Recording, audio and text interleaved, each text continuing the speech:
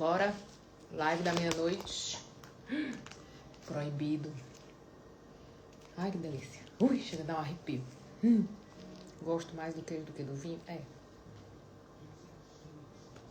Ai, que delícia. Vamos lá, live da meia-noite. Já fui malhar. Cheguei agora da academia. Por quê? Porque o dia trabalhando sentada. Eu fico nervosa. Tenho que malhar. Eu fui malhar. Banhadinha, lavei o cabelinho. Agora eu vou comer um proibidinho. Com vinho. Manda aí um assuntinho, senhor Carlos. O que é que você já fez de planilha? Depois do chá revelação da vida financeira de hoje. Conte-me coisas. Wine Life. Guardando meus queijos, senão a minha família come. Ai, o cheirinho do queijo é tudo, gente. Manda aí um assuntinho. Quero live e assuntinho. Live e assuntinho é a live que você manda um assuntinho e a gente vai assuntar. Vocês já viram a live de ontem que eu falei dos maridos desorganizados financeiramente, que eles casam com a mulher tapa buraco? Pronto, já rendeu. Hoje a gente teve chá revelação. Flávia, por que você não veio pro chá revelação? Tô chateada. Ainda faltou queimar os mantras negativos. Pois queime, viu? Que faz parte da catarse. Queime, porque é uma parte muito importante do processo. Se você não renunciar os mantras negativos do dinheiro, tem um processo, já vou explicar, segredo, anota. Tem um processo chamado levantador de muro. Tem um personagem no sistema chamado levantador de muro, que é aquela pessoa que para cada solução que você traz, ela traz um problema. Ô, cabelo. Para cada solução que você der, ela te dá um problema. É o levantador de muro. Você diz assim, mas é muito difícil. Mas é impossível. Mas se o sol secar. Mas se o mar desaparecer. Mas se um ET descer aqui na esquina e fizer alguma coisa, né? Então, o levantador de muro é aquela pessoa que toda vida que você traça uma trilha, ela levanta um muro no meio do caminho. Ela levanta todas as dificuldades possíveis sobre aquela trajetória que você traçou. Leiliane, por que eu me torno um levantador de muro? Já tá com a minha filha, quero fotos. Por que eu me torno um levantador de muro? Porque alguém me decepcionou muito na minha infância, na minha juventude, e eu parei de acreditar na vida. Eu parei de acreditar nas pessoas. Eu parei de acreditar que é possível. Então, para eu evitar sofrimentos, eu levanto muros. Eu estou sempre muito prevenido, muito precavido, estou sempre prevendo situações, e aí viro uma pessoa ansiosa, e essa ansiedade se reflete no peso, se reflete nas atitudes, nas unhas roídas, em vários aspectos. Então, se eu sofri um abandono e eu perdi a confiança na vida, eu me torno essa pessoa que levanta muros. Qualquer situação que aconteça, eu vou mapear as 20 maneiras dela dar errado. Tem um jeito só dela dar certo, mas de dar errado, eu dou conta de 20. O levantador de muro, ele é um ótimo analista. Bote ele para fazer uma análise de dados, bote ele para fazer uma consultoria, para procurar problema na empresa, ele vai achar todos, não vai faltar nenhum, tá? Não existe funcionário ruim, existe gente mal contratada ou mal colocada, ok? Nos contratos a serem fechados, temos que prever tudo. Isso pode ser um levantador de muro? Não. O contrato é uma segurança de redução de danos, beleza? Agora eu preciso saber quantos % do contrato tá para medo e problema, quantos % do contrato tá para acertos e possibilidades. Por quê? Porque às vezes o meu contrato, quando ele tá muito pro medo, é um contrato imaturo. É um contrato que não tá bem estabelecida a tarefa. Um contrato que prevê muitos medos e muitas chances de dar errado, ele tá me falando que alguém aqui não está apto para fazer a tarefa. Tem uma probabilidade muito grande dessa tarefa dar errado no meio pro fim, tá? Então ele é um contrato que tá com a conversa meio atravessada, assim. Alguém ali tá escondendo poeira debaixo do tapete, beleza? É outro aspecto. Que era assuntinho, mandei o assunto. Camila Hermel, mulher, apareceu.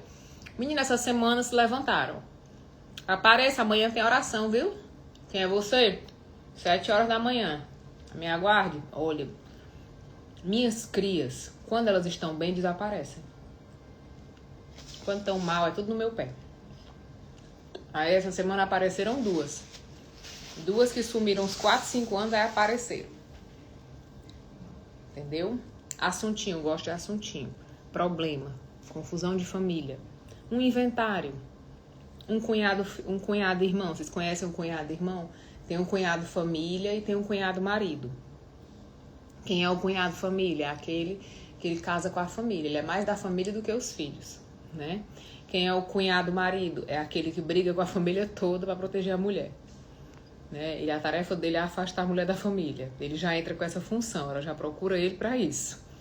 Ela quer se afastar da família, não tem força, ela procura o agente externo para levar a culpa, tá? Não existe, bota uma coisa na cabeça de vocês, quando são dois adultos, não existe inocente e vítima, ok? Vítima e inocente acontece em caso de crime e em caso que tem um adulto e uma criança. Fora isso, são acordos velados, ok? Manda um assuntinho pra gente assuntar. Quem mais veio puxar a revelação e descobriu que a sua poupança não passava de reserva de manutenção? Nunca foi poupança? É triste, dói. Mas é assim, fazer dinheiro. Gente, quem ganha dinheiro é criança. Adulto faz dinheiro, tá certo? O que eu vou fazer amanhã pra segunda-feira ter mais dinheiro na minha conta? O que eu vou fazer amanhã, qual a estratégia que eu vou traçar amanhã pra segunda-feira o meu saldo tá diferente? Se eu não traçar essa estratégia, Deus não vai descer do céu pra fazer por mim, não. Tá? Não vai aparecer a fada madrinha pra transformar a minha abóbora em carruagem, não. Então, quem ganha dinheiro é adolescente, é criança. Adulto faz, tá? Morango do amor. Morango do amor é o surto coletivo, né? Morango do amor é um surto coletivo e é o poder da mídia de gerar em você a vontade de adquirir alguma coisa, como foi o Labubu, né? Como são essas febres. A única vantagem do morango do amor é que é uma coisa artesanal, que é uma coisa que, né, tá atingindo, tá ajudando pessoas que estavam ali na beira do risco, tá? Então, tá ajudando muito a economia informal, ajudando as confeiteiras e etc. Essa é a única vantagem do morango do amor. É que ele não é uma big factory, né? Ele tá ajudando várias pessoas de maneira igual. Enquanto que o surto coletivo do Labubu só enriqueceu o fabricante do Labubu, que é uma pessoa só. Tá certo? Provavelmente, ó, que a primeira já morreu. É porque eu tô de TPM, ó, o tamanho da espinha que tá na minha cara, senão é espinha. Aí, o jeito que tem eu ver se, né? Comi um horrível, mas tô pensando em vender pra fazer um caixa. Entendeu? Morango do amor é um surto coletivo. Vou viver de morango do amor? Não. Vou ficar rico vendendo morango do amor? Não, eu vou pegar a onda. Vou surfar a onda no que tá dando, sabendo que essa onda vai passar, né? Sabendo que é uma onda muito rápida, muito temporária, tá certo? Assim como foi o brigadeiro gourmet, assim como foram aqueles bolinhos que é um bonequinho em cima, como era o nome? Um bolinho pequenininho que era um bonequinho, uma frase. De vez em quando acontece esses surtos, né? As modinhas. Do que tá falando um surto de pertencimento? Da gente se sentir grupo, da gente se sentir comunidade. O ser humano tem uma necessidade de pertencer. A sobrevivência do ser humano é coletiva. Nós somos mamíferos, gregários, tá certo? Coletivos. E aí, quando a sociedade começa a ficar muito individual, ela vai migrar, né? Ela vai provocar algo que nos volte à tribo, que nos volte a ser coletivos, beleza? O Labubu, o Lafufu, o morango do amor, é isso. É esse sentimento de que eu estou no meio, que eu faço parte, né? O que a gente precisa refletir é assim, o quanto a mídia tem o poder de me fazer consumir, tá certo? De me fazer consumir algo que eu não tinha vontade.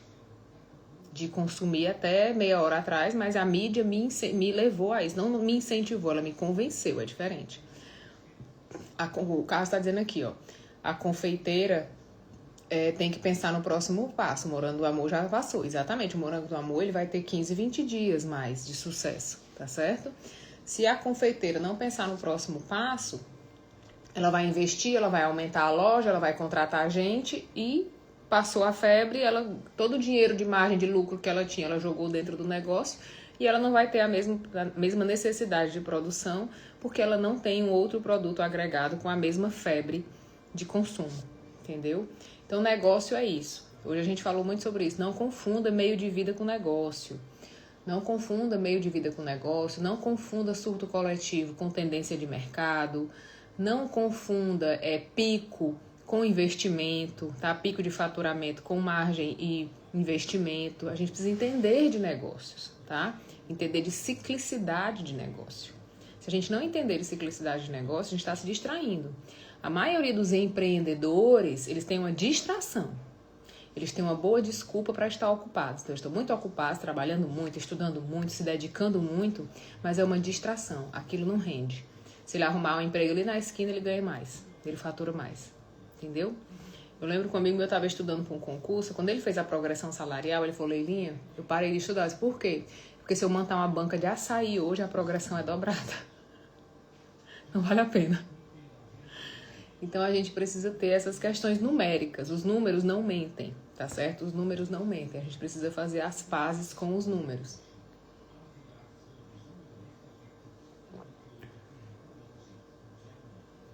Tá dizendo aqui, o copo da felicidade é o que as confeiteiras mais fazem em caixa. Mesmo não sendo febre, tem boa saída.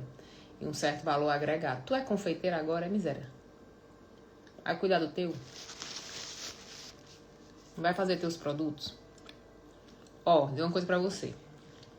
Quando você não tem um negócio, você vira vendedor de álcool gel. Você vira camelô. O que é que o camelô vende? O que tá vendendo? Tem Covid, ele vai vender álcool gel. Tem álcool gel, aí depois ele vai vender máscara. Depois ele vai vender kit de alguma coisa. Aí tem a pulseirinha, ele vai vender a pulseirinha. Aí tem o labubu, ele vai vender labubu. Então, o camelô, ele vende o que tá vendendo, mas tanto faz. Se é ele, se é o Roberto Carlos, se é as baleias, ele não tem identidade, ele não tem produto, ele não tem um negócio. Ele tem um se virômetro. Ele se vira ali e sobrevive, tá certo? Mas ele nunca vai ter um negócio, ele vai só se virar. Ele vai se virar e vai pagar as continhas dele ali e tal. Ele não monta uma identidade, ele não monta um produto, ele não constrói nada, tá certo? Eu entendo que tem época que a gente tá vendendo o almoço para pagar a janta, tem época que a gente tá precisando do dinheiro do gás, né? Aquela minha amiga que tava comigo em Paris, já foi a pessoa que pagou meu gás. De chegar na minha casa e não ter gás. E ela ia comprar um bujão de gás pra mim, tá certo? Conheço isso, sei o que é. Como eu não tenho família, não tenho pai, mãe, irmãos, meus amigos sempre foram minha família, tá certo? Então tem época que a gente tá na rasca, tá certo? Na rasca, na rasca, na rasca. E a gente precisa, nessa época, dar um corre. A gente tem que comer, né? A gente tem que comer todo dia. E lembrar de quem sou eu nessa história. Porque senão eu não construo nada. Tô toda hora me distraindo e fazendo um dinheirinho aqui, outro ali, mas eu não construo nada. Qual é o problema de eu não construir nada? Eu não construo valor agregado. Se eu não construir uma autoridade, se eu não construir um nome, se eu não construir um produto, eu não consigo aumentar o meu valor. Ou seja, eu vou estar sempre cobrando valor de mercado. Então, por exemplo, hoje eu atendi uma Pandora que ela disse assim, Leiliane, mas aqui tem umas empresas que cobram tanto. Problema dela. Problema dela. Tem urso de pelúcia na Disney faz 40 anos, o Labubu veio e fez fortuna. Entendeu? Problema dela. Quando eu não construo autoridade e identidade, eu vou me margear pelo valor de mercado, porque eu sou mais um no mercado. Quando eu tenho autoridade e identidade, o meu preço é o meu preço e cada um que corra, ok? Quem quiser que corra. Para construir autoridade leva um tempo. Nesse período você tem que segurar a onda, exatamente. Por isso que eu falo, transição de carreira não é você largar o emprego e empreender. O nome disso é irresponsabilidade, o nome disso é loucura, ingenuidade, tá certo? Quando você vai criar uma identidade e uma autoridade, você precisa ter o faz-me rir de pagar as contas do mês. Você tem que ter aquele empreguinho ali que tá pagando as suas contas. Você tem que ter sua mãe, seu pai, o marido, alguém que tá segurando o barco para você construir uma autoridade, uma identidade, tá certo? Depois que você constrói, aí a roda roda. Mas, eu vou largar tudo e eu vou empreender? Vai não, bebê, vai não. Viu, amor? Não faça isso não, neném. Faça não, que meu amor não aguenta 6 meses. Tá certo? Meu amor não aguenta, não. Eu já tô construindo a autoridade. Essa identidade ainda não cheguei. Cheque especial. Pronto, já tem o nome do seu produto. Cheque especial. Já tem o nome do seu produto. Porque você vai falar só com quem conhece isso. Só quem viveu assinando cheque. Que é quem tá com dinheiro no bolso hoje. Quem tá com dinheiro no bolso hoje é a geração 40+. Ou os meninos de 18 anos da internet. Tem uma janela aqui sem dinheiro. Eu tenho ou os 40+ que construíram algo, ou os de 18 anos que deram um tiro no escuro e acertou na testa. Tá certo? Então, você já tem o nome do seu produto. Cheque especial. Identidade demora. Você acabou de falar assim, ó. Quando eu falei com a Paula, você falou assim: tava demorando o coice. Ou seja, dentro da minha identidade de comunicação, você já sabe que o meu roteiro de comunicação inclui um coice. Que a minha identidade é essa. Que o meu modelo de trabalho é esse. Então, dentro da minha autoridade de trabalho, seja como terapeuta, seja como consultora de empresas, você já sabe que dentro dessa construção de autoridade existe uma identidade. A identidade da mulher nordestina, que fala com sotaque, que não abre mão do sotaque. A identidade da mulher que fala nordestinês, dando coice, né, tendo essas questões, que tem uma voz grave. Então, isso é uma questão de identidade. Eu não me transformei num produto, tá, para ter uma identidade comum. Para ter um sotaque neutro, para ter uma comunicação mais florzinha. Eu falei, não, essa é a minha identidade.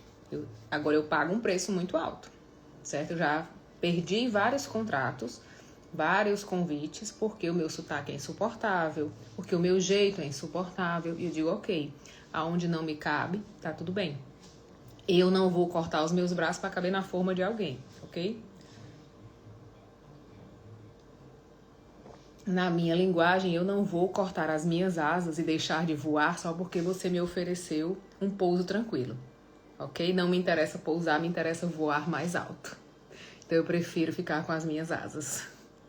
Terminou a live de hoje, acabou. Acabou. O que um vinho não fizer, né? Como dizia no Ceará, o que dinheiro e pé não resolver porque foi pouco. Mais algum assunto? Já fechou. Tô igual aquele menino do... Como é o nome dele? Ele é bem louco. Ele diz, hoje eu tô foda. Como é o nome dele, Jesus? Um careca. Louco. Não lembro o nome dele. Louco. Mas já dei a frase de efeito do dia. Vou terminar de tomar meu vinho. Vou ligar pra Socorro pra conversar potoca. Cheiro.